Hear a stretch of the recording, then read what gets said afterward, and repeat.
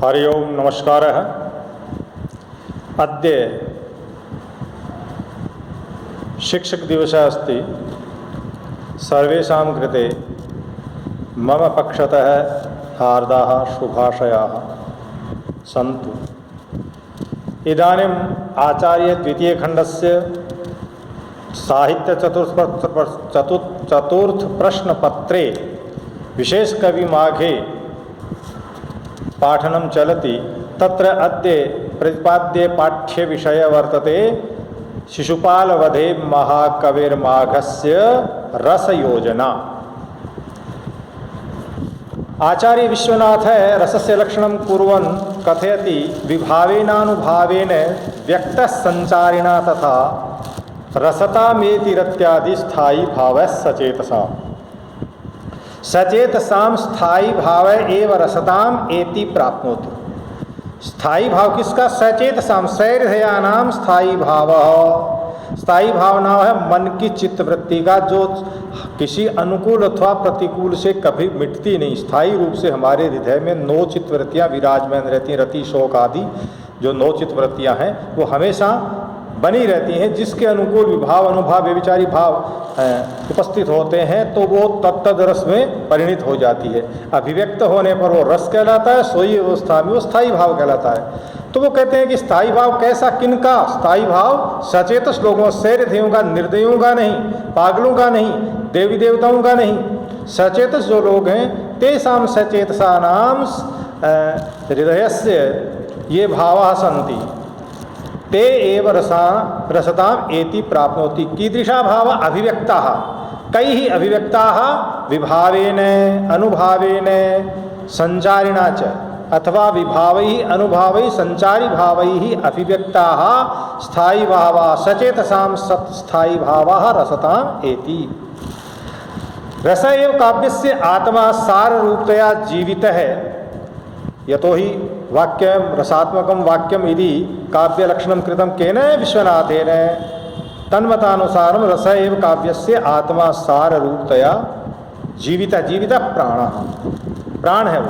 इति काव्यलक्षणकाराः निर्दिशन्ति कवयश्च स्वभावादेव स्वकीयां रचनां रसैरसां विदधति। कवि का पहला कर्तव्य है कि वो कवि रचना को रसपूर्ण बनाए, क्योंकि आनंदानुभूति काव्य का परम प्रयोजन है।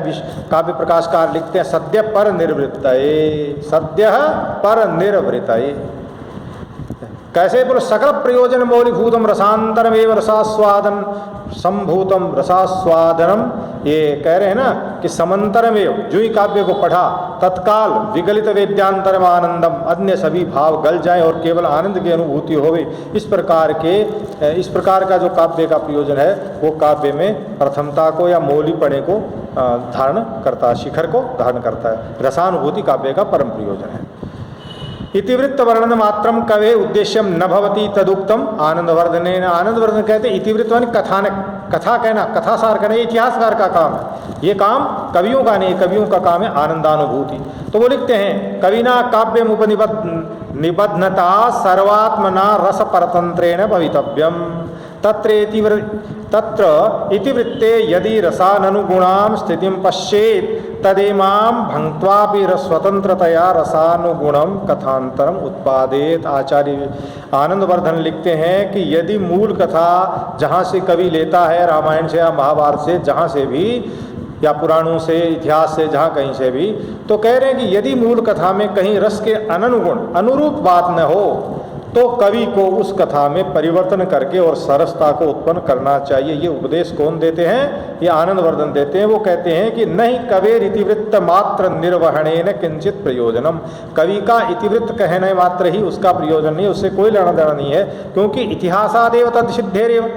उसकी सिद्धि तो इतिहास आदि से भी हो सकती, किसकी? कथा की। तो इसलिए कवि का परम प्रयोजन है रसानुभूति करना। अगर वो रसानुभूति करवाता है तो वो सफल है उसका काव्य, नोचेत यदि नहीं है तो फिर वो कवि इतिहासकार की तरह ही दिखाई देगा। उस इतिहासकार की इतिहास को हम एक बार पढ़ते हैं, दोबारा पढ़ने का मन नहीं करता, लेकिन कवि अगर रसपूर्ण रचना लिखता है तो हम बार बार उसको पढ़ते हैं।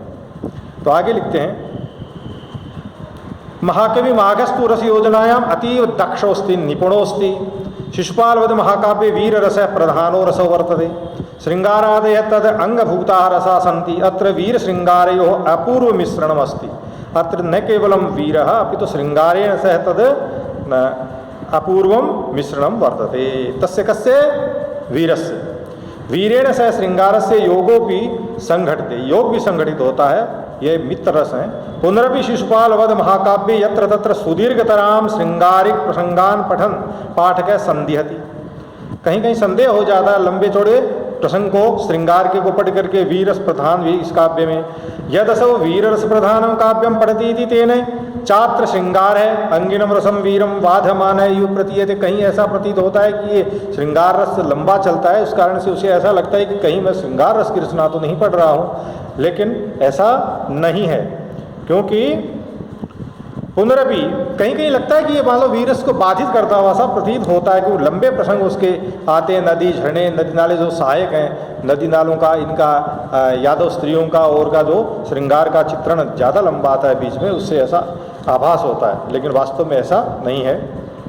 पुनरपि अत्र वीर रस एव प्रधानोस्ति श्रृंगारादयस्तु चांगभूता इत्येव उचितम प्रतिभाति।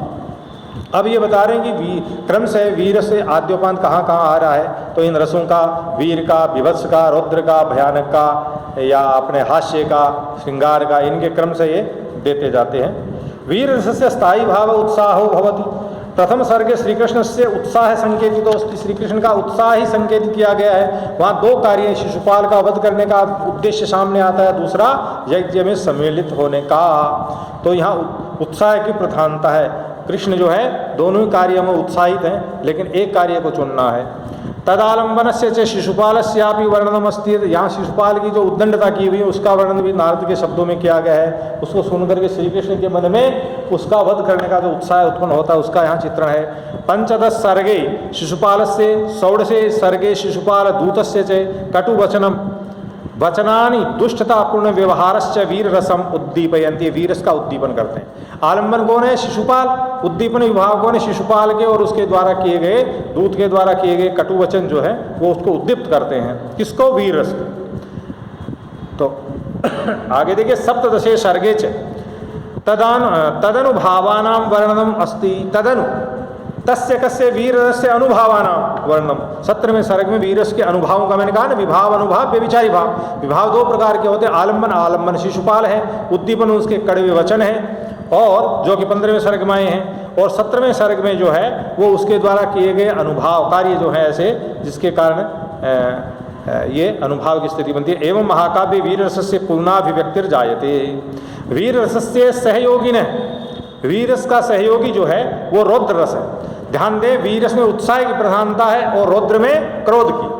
क्रोध को उत्साह की सहायता चाहिए और उत्साह को क्रोध की सहायता चाहिए। जहाँ जिसकी प्रधानता है वहाँ वो रस हो जाता है। जहाँ उत्साह की प्रधानता है वहाँ क्रोध जो है वो व्यभिचारी भाव रूप में है, और जहाँ क्रोध की प्रधानता है वहाँ उत्साह व्यभिचारी भाव रूप में है, वहाँ रौद्र रस होता है। रौद्रस्यापि यथास्थानम सन्नि वीर रसस्य सहयोगिन रौद्रस्यापि यथास्थानम सन्निवेशो विद्यते। वीर रस से मनोहर एकम उदाहरण पश्यतु तावत् प्रथमे सर्गे। वरुण जो है उस पर रावण और वरुण की लड़ाई हो रही है। तो रावण को वध करने के लिए जब वरुण का कोई हथियार नहीं चला तो उन्होंने अपना वरुण पास निकाला, नाग पास निकाला, उस पर प्रहार किया। तो ये वीरता का सूचक है।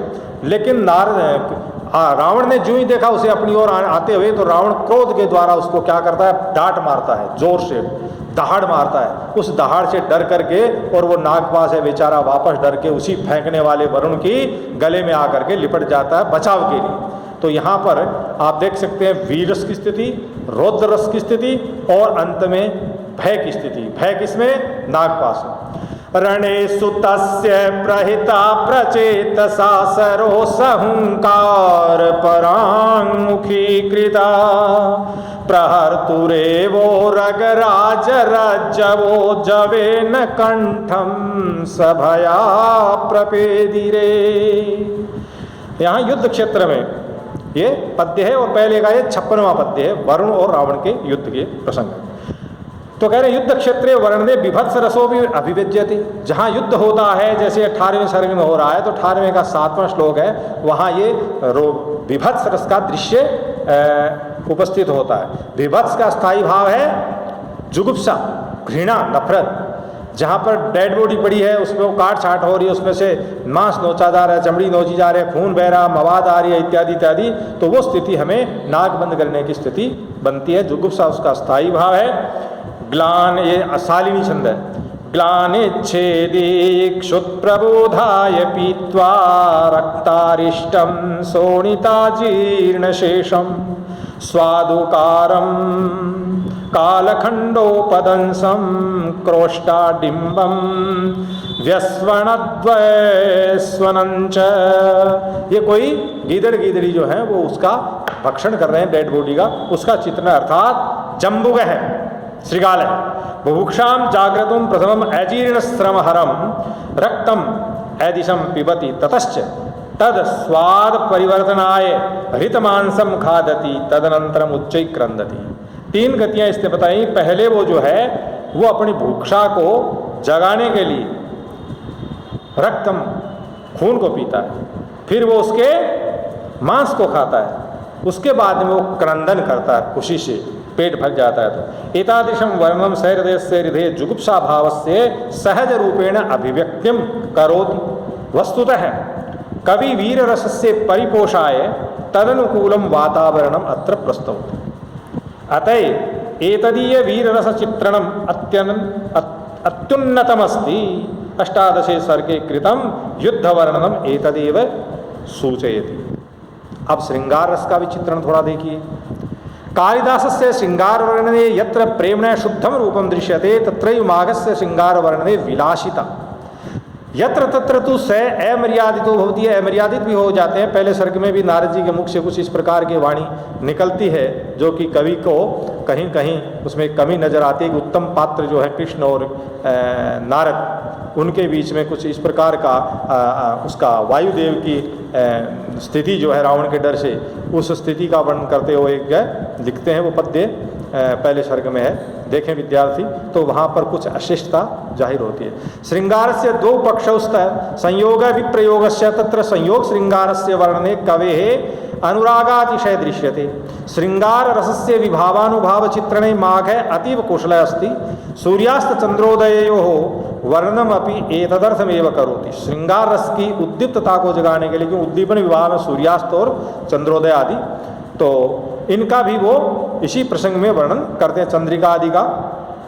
तो ये कह रहे हैं कि सूर्यास्त चंद्रोदयोः वर्णनम अपि एतदर्थमेव करोति यत चंद्रमशय चंद्रिका विलासिनाम श्रृंगारोद्दीपिका भवति। शिशुपाल वधस्य 6 सर्गे 6-7 च सर्गयोः श्रृंगार संयोग श्रृंगारस्य बहुविध वर्णनम उपलभ्यते।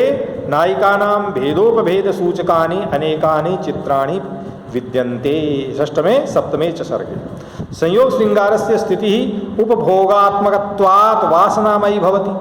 एतादृशेषु वर्णनेषु रसिकानां मनः अधिकं तरंगितं भवति। माघ काव्ये कानिचित् एतादृशानि स्थलानि अपि सन्ति यत्र कविः मर्यादां रक्षन् श्रृंगारस्य सरसम चित्रणम प्रस्तौति। कहीं कहीं मर्यादा की रक्षा करते हुए श्रृंगार का विस्तृत चित्रण करते हैं। श्री कृष्ण से इंद्रप्रस्थ गमनावसर, इंद्रप्रस्थ जब गमन करते, द्वारकापुरी से बाहर गलियों में आ रहे हैं, तो स्त्रियां जो हैं उनके कई पटरानियां थी, रानियां थी, तो वो उनकी तरफ देखती हैं, लेकिन कृष्ण की जिसके साथ नज़र मिल जाती है वो स्त्री जो है वो शर्म के मारे नीचे अपनी नज़र झुका लेती है, और जिसकी नहीं मिलती तो वो कृष्ण ने उसको देखा ही नहीं है सोच करके, और वो उसके प्रति कटाक्ष की वर्षा करती है।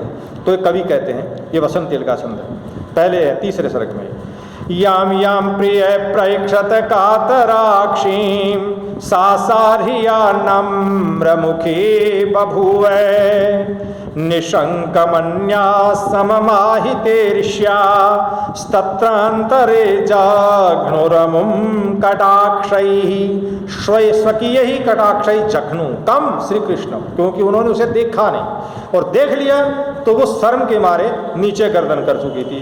प्रियतमा श्री कृष्ण याम याम प्रियतमाम पश्यति सा सा लज्जया नम्रमुखी भवति अन्याश्च ईर्ष्या, कि हमें देखा नहीं। निशंका सत्य है अमुम कटाक्षै प्रहरन्ति, अमुम काम श्री कृष्णम। अस्मिन्नेव प्रसंगे महाकविना माघेन रमणीयताया अपूर्वा परिभाषा कथिता। वो कहते हैं कि प्रेम क्या है, अनुभूति क्या है, या यूं कहिए कि रमणीयता क्या है। जिस चीज़ को हम एक बार देख लें रमणीयता लगी, दोबारा देखें नहीं लगी, तो वो रमणीय नहीं। अलोकोत्तर, लोकोत्तर रमणीयता जिसको है, अलौकिक जो रमणीयता वो वही है जो हर हर क्षण क्या दिखे, नहीं दिखे। ये चौथे सर्ग में एक पद्य आता है कि रैवतक पर्वत से होकर के गुजरते हैं, तो रैवतक को देखते देखते कृष्ण एकटक देख रहे हैं, तो कवि वहाँ कह रहा है कि श्री कृष्ण ने न जाने इस रास्ते से कई बार गमन किया है, अब से पहले कई बार उन्होंने रैवतक को देखा है, लेकिन फिर भी वो आज फिर भी एकटक होकर देख रहा है। एकटक देखने इसका मतलब आश्चर्यानुभूति हो रही, विस्मयानुभूति हो रही है, तो उस स्थिति से वो गुजर रहे हैं। तो कवि वहाँ शुक्ति लिखते हैं, दृष्टोऽपि शैलसमुहुर्मुरारेरपूर्ववद् विस्मयमाततान् क्षणे क्षणे यन्नवतामुपैति तदेव रूपं रमणीयतायाः। अस्य हिंदी अनुवाद है, पद्यानुवाद है मया कृतः है, तदपि शृण्वन्तु अत्र भवन्तः अस्यैव पद श्लोकस्य। देखा हुआ था गिरि कृष्ण काये अपूर्व शोभा अपूर्व शोभित फिर आज होता, क्षण प्रत्येक क्षण जो नव रूप लेवे रमणीयता का वही रूप होता। जो प्रत्येक क्षण नवीन दिखाई दे वो रमणीय चीज होती है। विप्रलम श्रृंगार वर्णने कवि सफलो न दृश्यते अतएव माघ भवभूति कालिदास तुल्याम प्रतिष्ठा नालभत। विप्रलम श्रृंगार में उनको वैसी प्रतिष्ठा नहीं मिली है, नहीं यहाँ विप्रलम श्रृंगार के बहुत ज़्यादा अवसर आए हैं। तो ये वीडियो इतना ही होगा। अब अगला प्रश्न जो है वो छोटा वीडियो आएगा, अगला उसमें आएगा। धन्यवाद, नमस्कार।